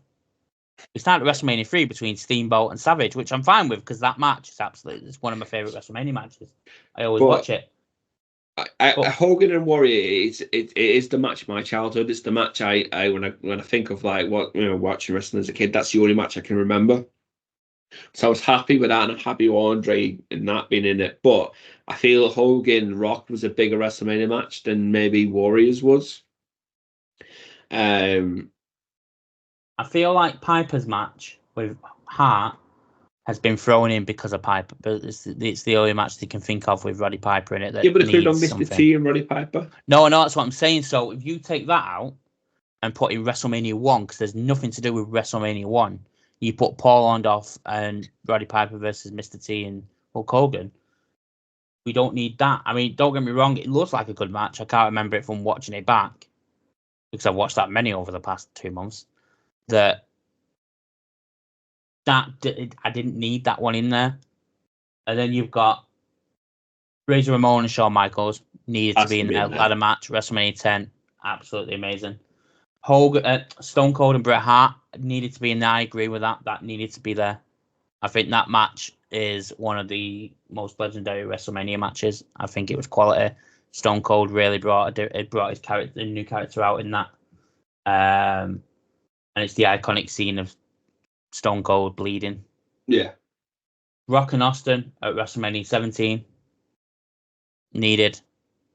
One of the biggest WrestleMania main events of all time. I was trying to think of the other Michaels match, the Shawn and Kurt match. I don't feel like that. Oh mate, what a match that was when I watched it. Yeah, watching it, great. Yeah, but greatest WrestleMania matches of all time.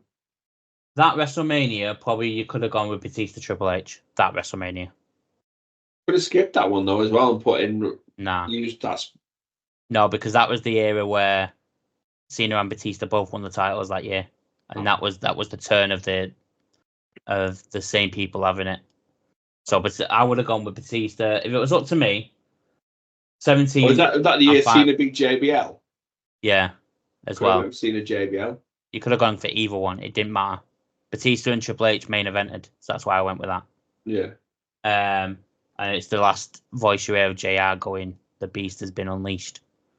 Stone Cold Rock WrestleMania 17, fine with it. I mean, the only other one you could probably do mainly would be the TLC, but you can't because Edge and Christian and the Hardys aren't signed up to WWE, so you couldn't do that match there. Yeah. 18, Rock and Hogan. Why not? They go on about it being one of the biggest matches of all time, and they've not even got it in the showcase mode. 19, Lesnar and Angle in the main event for the WWE title. Lesnar attempts to do a shooting star and almost knocks himself. Well, he does knock himself out. 20, Guerrero and Angle. Needed. Can't do the main event. I reckon they would have done the main event if, obviously, circumstances. But no, I think that was the only other match that you could do. That match needed that was the match of the night. That one. For me, it weren't. It was the triple threat: Benoit, Shawn, Triple H. That match was That's playing what I've played so far. That's my favourite match I've played so far. Mine's the next one, and it shouldn't have been Angle and Shawn. I absolutely love playing that match. I didn't. 23. What Batista? Or you could have gone Batista, Taker. You could have gone Cena and Cena and Triple H was WrestleMania 22. 23 was Shawn Michaels Cena. Because Triple H got injured. It was supposed to be a triple threat that year. And Triple H got injured. Did his other quad. You can't do the ladder matches because of all the people that are in them. You'd have to try and get rights to Mr. Kennedy and stuff. And then you go 2009, match of the night was Shawn and Taker. 26, the issue is the match of the night was Shawn and Taker again. The other one you could have gone for would be Sheamus Triple H to kick off the night, which was a good match as well. 27, didn't got nothing for 27. I know it wasn't a great WrestleMania, but I know it's another match. Take a match, but take a Triple H. Yeah, I would say you could have made the whole thing on the streak.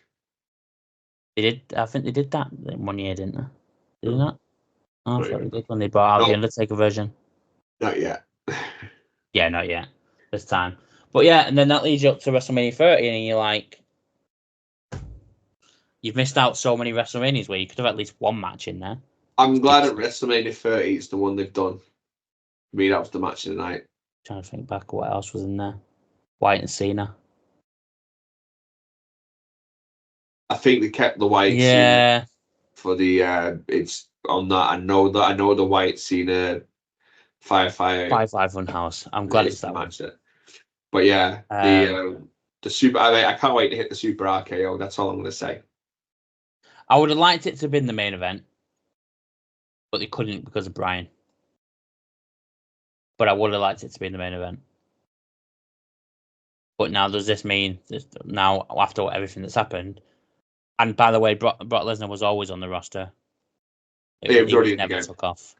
Yeah, he was already in the game. So, no, I mean on the WWE roster on the website, he was never took off. All right, I thought he was. He was always there. So the streak continued. The streak did end with Brock Lesnar still. But yeah, I like 2K. I've been playing it a lot more than I normally do. I've been playing more My Faction. Now I found out some things about My Faction.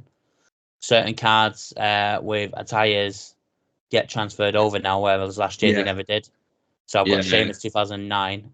Yeah, there's a way you can do the Shield, Seth Rollins, but you've got to wait till 2K release all the parts to do it. I'm having more fun with my faction this year, and I hated it. But I'm having My more fun Faction with it. for me is 2K's answer to Ultimate Team. I don't want to put money in it. I'm not putting money in it. I'm doing it through the new Faction Wars they've got. You can unlock cards that way. And I don't like playing against people online, WWE games. Because you just get, you're not doing it online. If I was all online. No. It's only this year they started to bring it online. There's a mode for online. Last year was online. I remember last year being online. It wasn't all online last year. I don't like playing any sort of beat 'em up style game online because you just get people going, it'll just be like that. Yeah. I fuck off, I'm trying to spear you, bastard. I'm having a look at I've seen that they've got other alternative stuff in it, so I am gonna have to probably pick up a little bit more on that. I'm really enjoying that showcase mode. Don't mind the career mode. It's just I've said this before, the problem I have with the career modes nowadays is that they are story driven. Once the story's done, they're done.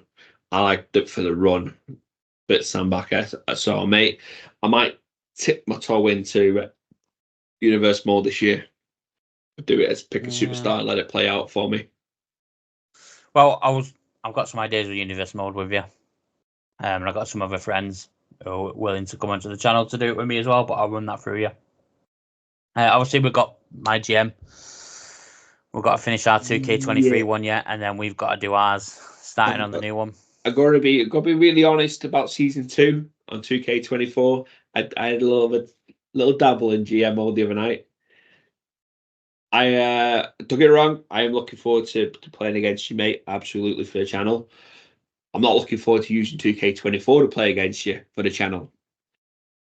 I'm just as crap as anyone on it, mate.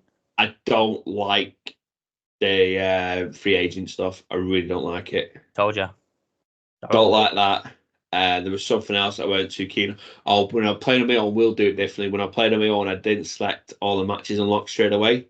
Thought, give me something to work towards. Oh, yeah. I hate it. It's hard. I hate not having all the matches selected. Yeah. And the prices of the wrestlers this year is an absolute piss take. Absolutely, that's them. No, like they know we've got a cost of living crisis on. Mate, I think I finished the draft with 6 men and maybe 3 women. I just about had enough to make a show. I didn't have enough, mate, to cut promos. That's how bad it was. So Tomo was like that. So, me and Tomo, shout out to Tomo, I've done it already once, but we'll do it again. We're on ours now. I hope this is it's gonna get us to absolutely fucking do the draft again, innit? Oh no, we did the draft. So we're on our first season now. Logan Paul is worth 514k. I do like the idea of the shake-up, though. I do like the shake-up. What, the cards? So after at random points after PLEs, there could be a shake-up where you've got to... Oh, draft? I only like it when it's actually worth doing. I mean, between me and you, that'd be good. But... Yeah, because I could fuck up plans and rivalries instantly. Well, you could, but then I've got to agree to it. So then I'll say yes or no to it. No. There's trades. Yeah. But then there's shake-ups, so like a redraft again. I've not had that in 3 seasons. You might not have turned it on. I think it starts on and it starts off as off on the options. Shake-ups last year were cards. That's what the cards were. The shake-ups. No, I'm sure it's a random. I'll have a look and I'll read it up. But no, right. Well, we are hitting nearly that long mark we don't want it to get to. So let's wrap it up as we always, guys. Here is the begging bit. As we said earlier on, if you're going to buy your WWE merch, getting ready for WrestleMania, or if you have a WrestleMania party, going to a viewing party, and you need that new shirt, hit the link below. You can buy any shirt with our link apart from a CM Punk shirt. You can buy the CM Punk shirts. The links don't work with CM Punk merchandise. They do work. They won't do it. They do work. But yeah, hit the link down below. I did say to Matt, I've got a surprise coming for hopefully one of the WrestleMania pods beforehand. But will be definitely worn over WrestleMania weekend for me. Oh yeah, you did, didn't you? And I did use that link below to get it. But yeah, also hit the subscribe button while you're here watching us. Let's get these subscribers up. Let's make the fellas here. Come on, let's get up past what we're at. Let's get up so we can do more and try and make it a little bit more valuable for everybody. If we can earn from this, we can take time off work and make this our full-time life. But also we can improve the equipment too and the situation. Hey mate, we could have Wrestling Fellas podcast studio somewhere. We could, and we could have merch as well. Yeah. Well, and I could actually have a mic that's better than this. If you can see it. I don't know if you can see it, but I want one that's on a stand. But yeah, so yeah, hit that subscribe button, hit the like, leave a comment. All the algorithms and all that stuff, we need to do all free. Thumbs up and all that sort of stuff, share. Hit the social medias. So Facebook, X/Twitter is Wrestling Fellas. Which obviously will WrestleMania weekend we will be a little bit more active on, probably posting results and stuff like that. I know we always say about spoilers, but WrestleMania weekend's a different kettle of fish. Yeah, WrestleMania is all different. Obviously then you got the Instagram, it's Wrestling_Fellas Pod, and TikTok Wrestling Fellas Pod. Go across, give them a follow, give them a like, give them a share, do whatever you need to do and all them jazz. I'd be a dream if we can get the TikTok up to 1,000 before WrestleMania. I did post a new TikTok before. I noticed. But I got an alert that you did, but I haven't been on. So yeah, go over there. There's the new feed there. If we can get live, so we can go live for WrestleMania, it would be a dream. I honestly thought it said we had 1,800 followers then, but I was at the wrong one. I got well excited. Although, can I just say, the new TikTok video is doing very well. I really appreciate it. It's on 1,794 views. So then views can turn into followers. Yeah, I think if we had the views and a lot of our videos hitting the followers, we would be absolutely sailing by now. But yeah, if we can get to 1,000 before WrestleMania, that'd be absolutely perfect because I am throwing a bit of WrestleMania party, so we could do a bit of a live react during that. But yeah, watch your space, and like you say, more we get, the better we get. Get the merch out. You can have this face on a t-shirt. If you're a long time listener, you already know what the first bit of merch is coming. I already told you many videos, podcasts ago. The first merch that I have designed. Matt will have nothing to do with it. I will take full blame for it. Yeah, Spunk. Yeah, John will have everything to do with that. I won't. I will have Tony Cokehead Can t-shirts coming out. So if you want a Tony Cokehead Can, that will all be me and not John. You can also you'll be able to get them. Can't wait for them. But we need people to follow us, please. And subscribe. Yeah. But yeah, hit it all up. Obviously, we dreamed to be able to do vlogs and stuff like that for the video, but it's so hard when we have to work. Yeah.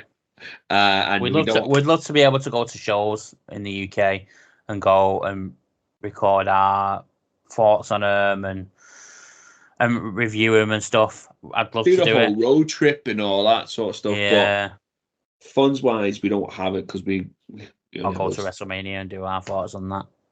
That'd be cool. But guys, till next time, peace out. Peace. Yeet.